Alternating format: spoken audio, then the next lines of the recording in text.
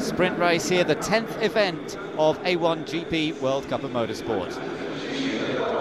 Now, big story concerning this team. That car is the car that you normally drive on your Friday track facts. It's been put, the Irish bodywork has been put on it, so it no longer looks the same as when you drive it, but there's been a huge amount of work done over the night. Yes, Ireland have really struggled throughout these stages with A1GP. They've had points when the car's been competitive, but there's been inconsistency. They've worked night and day, literally every weekend, to find the problem. At the end of the day, they went to A1GP and said, look, we want to have the spare car. We don't know what our problems are. We need to get this resolved. So they've got my spare car. Richard Lyons is in the car. He's going to look after it for me for Brands Hatch. Well, we've got some young fans here this weekend. It's nice to see. We're on the edge of a huge city, of course. But Germany have every chance of wrapping up the A1 title here today. I wonder how Nico Hulkenberg feels. He's on the grid right now with Lee. Nico, it's a big weekend for you. It always is a big weekend, but you could win the championship here. How are you feeling? I'm feeling pretty good. I had a good night, and from P4 everything is possible. We just have to get through the first corner, through the first lap, and then I will build up my race, and I'm confident.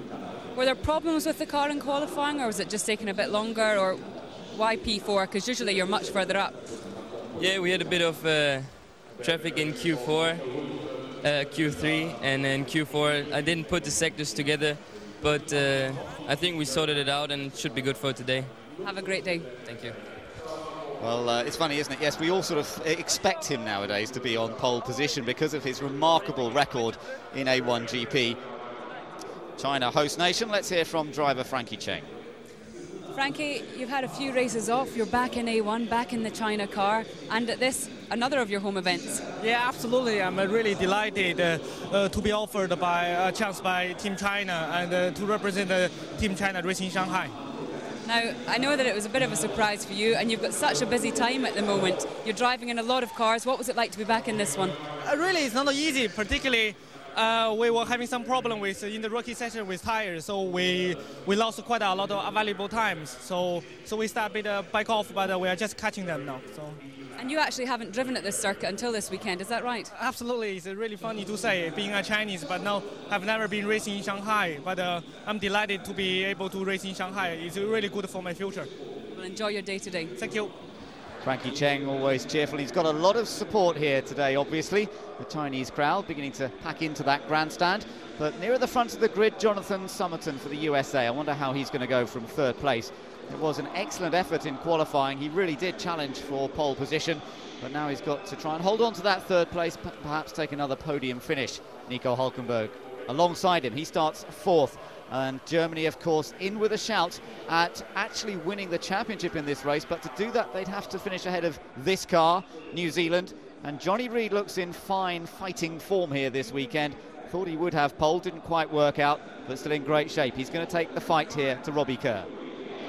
Meanwhile, there is Frankie Cheng, Kung Fu Cheng, getting ready to go from 12th place on the grid. Let's get back up to the top end and hear from John Surtees. He's with Simon.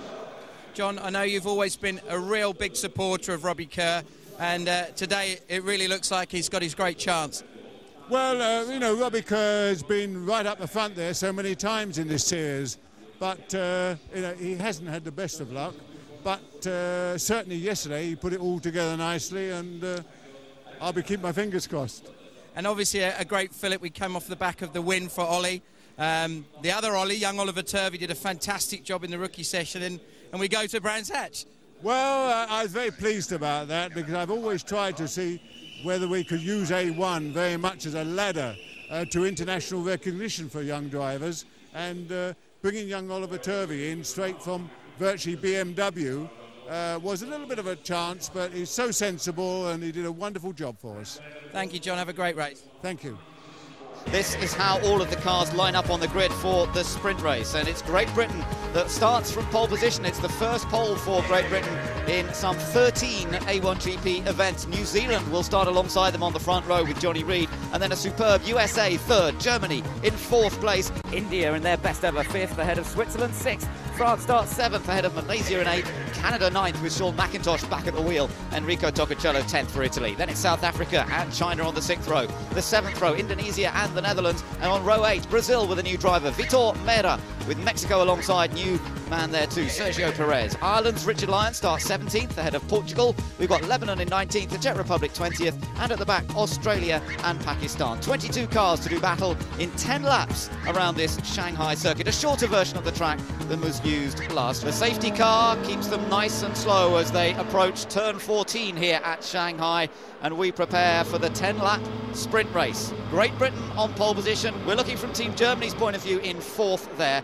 Great Britain on the outside as they come around this final corner, and it's Robbie Kerr who now dictates the pace. He will have the inside run to the first corner, but what about New Zealand? They have a fast racing car. Will they go on the attack? The red lights are on. We wait for the sprint race in Shanghai to get underway, and away goes Robbie Kerr, and he's made a very good start. New Zealand slots into 2nd place. Germany is in the middle of the group there. Malaysia's made a great start, and so has Switzerland. Germany's going to battle to try and get back into 4th place, which it does. Switzerland around the outside of India. Great Britain leads. New Zealand 2nd, USA 3rd, and Italy a bit wide. Italy ran wide, but a good start from Team GBR and New Zealand. Both were on power boosts, and both were alert to the benefits of using it. Everybody has managed to get through 1, 2 and 3 cleanly. Now watch through 4 and 5. Malaysia managed to nip past India there as well. Malaysia up into 6th place, having started 8th. Good start, but here's Germany on the inside of USA trying to get past, and Nico Hülkenberg trying to nip past Jonathan Somerton. Hasn't completed it yet, but he's still trying, and he can't quite make it, and he's got to watch out because otherwise Switzerland will be through.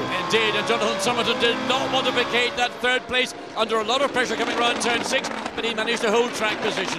Well, this is Hülkenberg. He loves to race, and he will go on the attack for Team Germany here. Now, watch him as they come round the long looping right-hander. This leads on to the longest straight in A1GP, 1.1 kilometres, 3/4 of a mile long. Get out of this corner well, pick up the slipstream, and there's your opportunity to overtake. You're riding on board Team Germany. He's on the power boost, but USA is not on the power boost. This is surely a chance for Nico Hülkenberg to take 3rd place. He moves over to the inside. Now he's got to complete it under braking. The leader's still Great Britain from New Zealand, but it's Germany now up into 3rd. Surprisingly, America to choose not to use power boost when it was there available. He's still got 4 shots remaining. Now he's coming back, trying to get down the inside into turn 14, was not far enough up alongside and has had to concede. Fall back, last one position. Nico Hülkenberg's on the move, but comes across the line. He's already 2.3 seconds behind Team GBR in the lead. Yeah, Great Britain leads, although New Zealand's not far behind in 2nd place. Then you've got the gap back to Germany, then it's USA and Switzerland. Look at people on the power boost buttons on this running the sprint race. Well, we'll see what happens. Malaysia, of course, moved up to 6th from starting 8th. India dropped to 7th, Canada up to 8th, France in 9th, South Africa in 10th place. Our further back Team Ireland have moved up a couple of places. They're up to 15th from starting 17th. So let's look at the start again, and immediately Robbie Kerr took full advantage. Team New Zealand right under the rear wing, looking to go down the inside, but Robbie Kerr had the speed. He kept the car a little bit out to the left, which allowed him to carry even more speed into turn 1. Another view of it here from the overhead camera, looking in the middle of the grid. Team India was swept around the outside by Switzerland. Ireland and Brazil were sort of battling. Brazil has ended up losing out in that. This was the onboard view, and that was Germany just sweeping around the outside there. Switzerland, that was onboard India, I think. Yes, India's got that low slung camera, and that is the view the driver gets from the cockpit. You can't get it anything more realistic. Look at the battle coming down Main Street. Johnny Reid from New Zealand, Robbie Kerr, and it's New Zealand again on power boost. Robbie Kerr has got his mirrors full, and Johnny Reid is going to apply the pressure. I don't think he's going to take a big gamble to get past, but what he's going to do is nail the pressure. Switzerland on USA, almost contact. Switzerland takes 4th, USA back to 5th. 2 places lost to Team USA, and now again trying to come back, coming up into turn 14, but once again Team USA unable to respond to an overtake at the end of the main straight. Sebastian Buemi driving well for Team Switzerland, but now watch Alex Youm in the yellow and white car for Team Malaysia. He's a hard racer as well. USA going to the outside. That could be a mistake. Malaysia trying to go around the outside of both of them. Can't quite make it, but this is great racing for 4th. They were almost 3 abreast coming into turn 1, and ideally you want to be a single car. It's a high-speed entry over 200 kilometres per hour as you brake and turn into turn 1. Robbie Kerr is not getting away from Team New Zealand's Johnny Reid. Meanwhile, USA in 5th place. Malaysia now up to 6th, so no, it's Switzerland is still ahead of those two, isn't he? So Switzerland in 4th, that's right, USA, then Malaysia.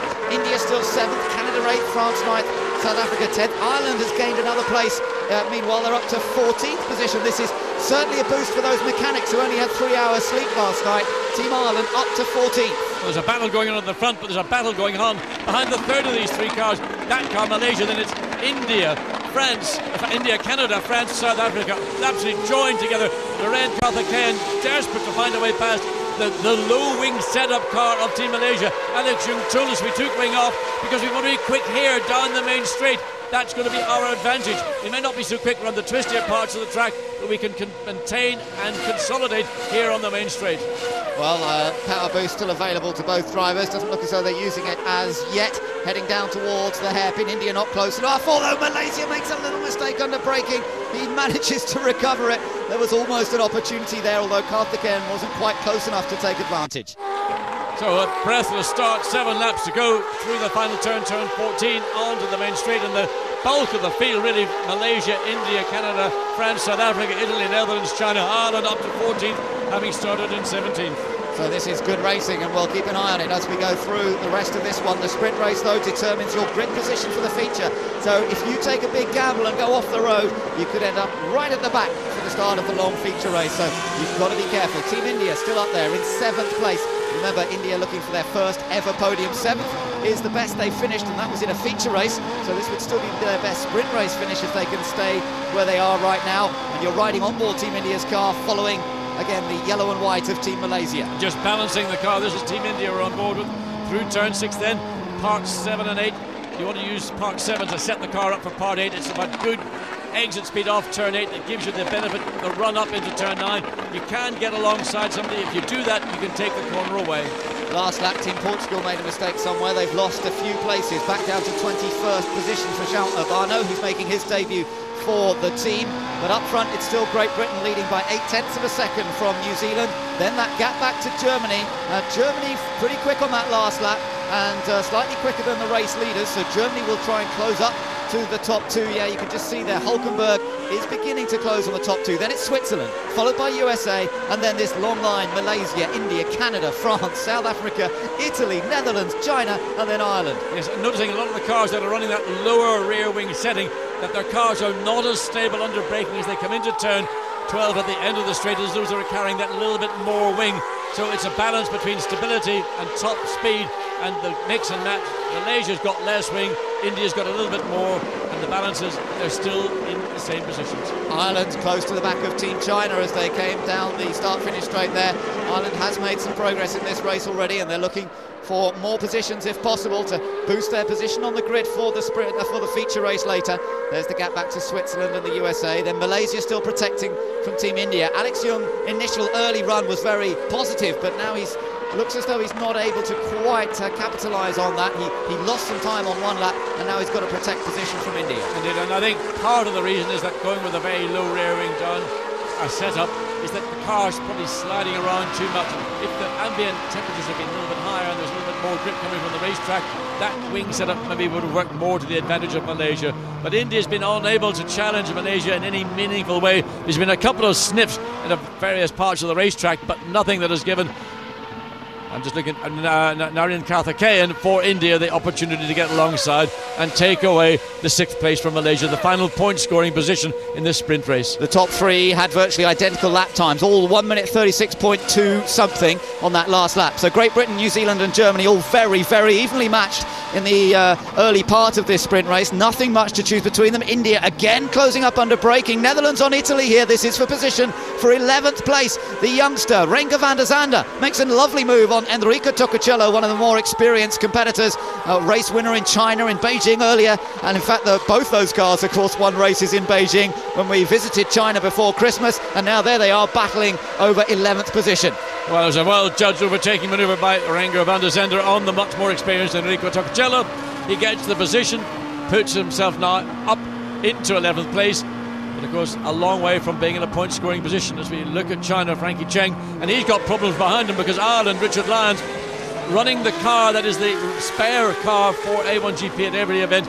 They've taken off the bodywork and put on all the Ireland appropriate bodywork. It's a new car for Richard Lyons. Didn't get to drive it until he went out of the pits prior to coming onto the grid. So clearly after this race, Richard will want to make a few adjustments to make the car even more appropriate to his particular needs. Great onboard view. You know, they're working hard around this track. There's a lot of grip available. The shaking is pretty obvious on his head there as he tries to fight the physical G-force loads that are thrown at the driver. And although this track perhaps isn't as physically demanding as some of them, this long corner here can certainly get to the neck muscles. It certainly does, and it's a long, long corner, and it's one of the longest corners now at any racetrack that I think A1, or certainly most race. Watching China there, a lot of rubber that's pick up around the outside of the corner, flying off the outside front wheel of the Team China car. As again, China on power boost, trying to find a way to get close to the tail of Italy. Italy was overtaken 1 lap ago here by the Netherlands, and obviously Frankie Cheng from China thinks if I can get into position, I can apply the same pressure and maybe get the same result.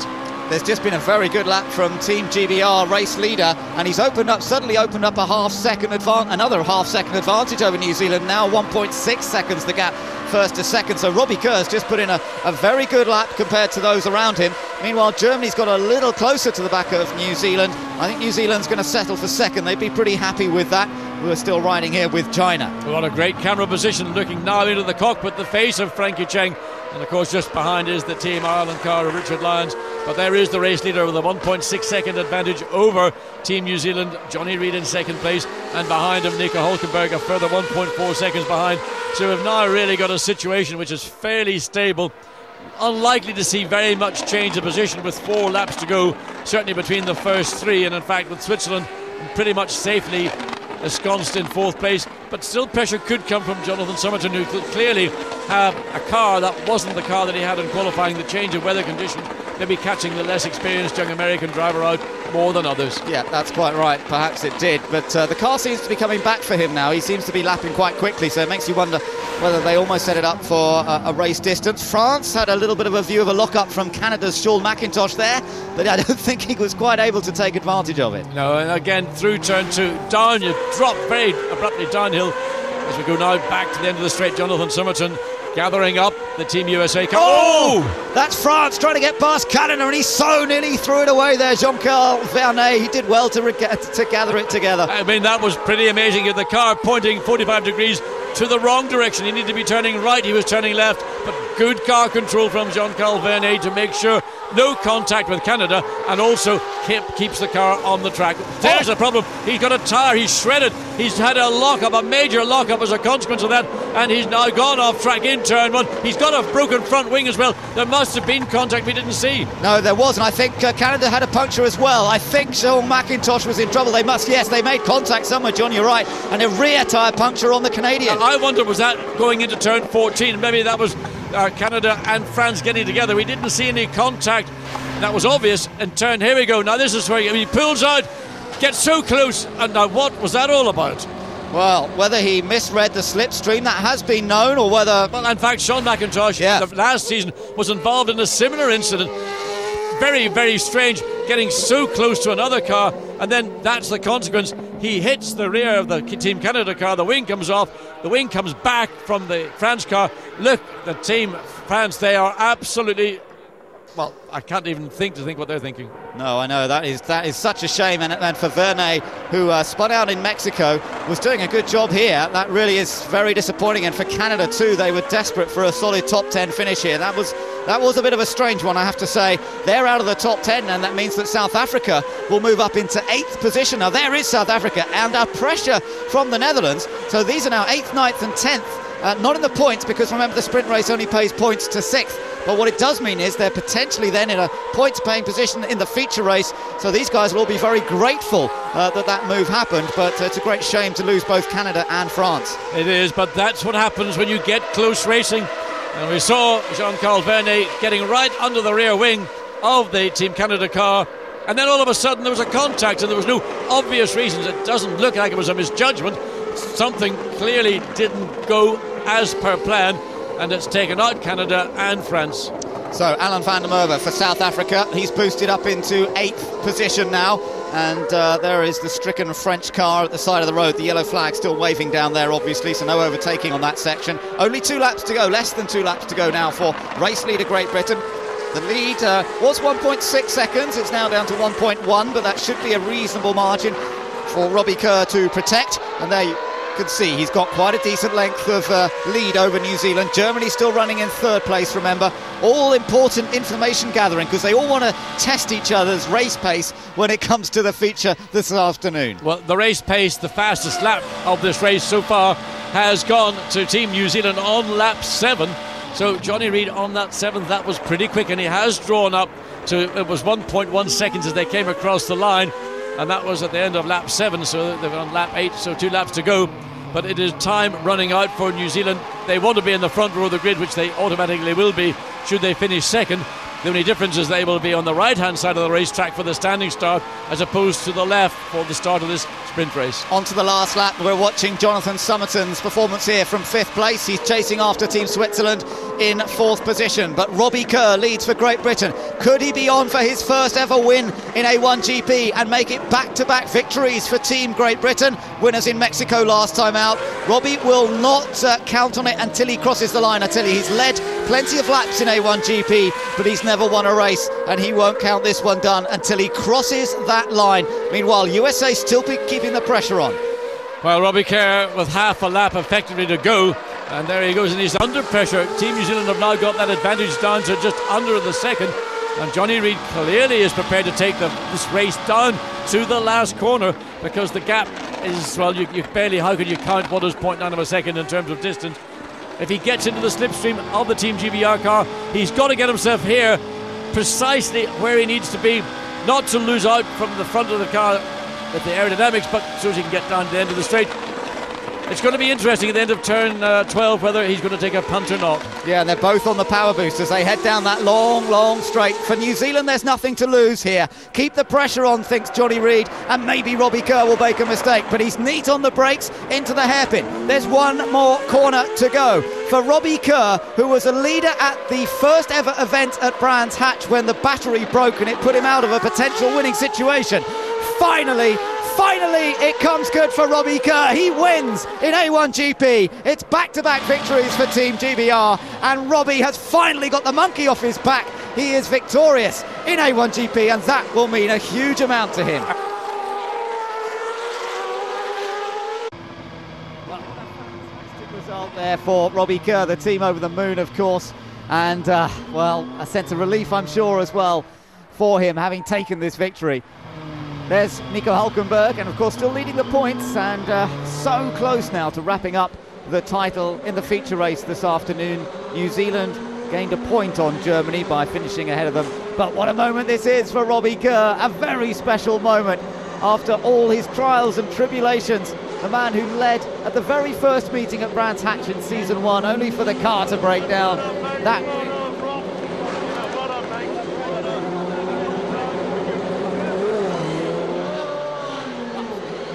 And he has finished ahead of these two guys. New Zealand in a strong 2nd place, and they're definitely going to be a threat for the feature race. James Robinson and John Surtees, well, they're obviously well pleased that it's happened for Robbie Kerr, but their focus will now, I'm sure, shift to the feature race. Can they make it 2 out of 2? Third place trophy, the bronze medal, therefore, going to Nico Hülkenberg. And he fought well in that early lap to move up past the American car in particular. And there's a smile on Nico Hülkenberg's face. The title still very much within the grasp of the German team here at the penultimate event. Johnny Reid for Team New Zealand, a very strong performance as we've come to expect. He's put Mexico behind him. Nothing seemed to work right in Mexico, but it's working very well here in China. But at last, Robbie Kerr has the opportunity to taste gold. He gets the gold medal, and Great Britain wins a sprint race. Look at the smiles, look at the face of Robbie Kerr. What a special moment.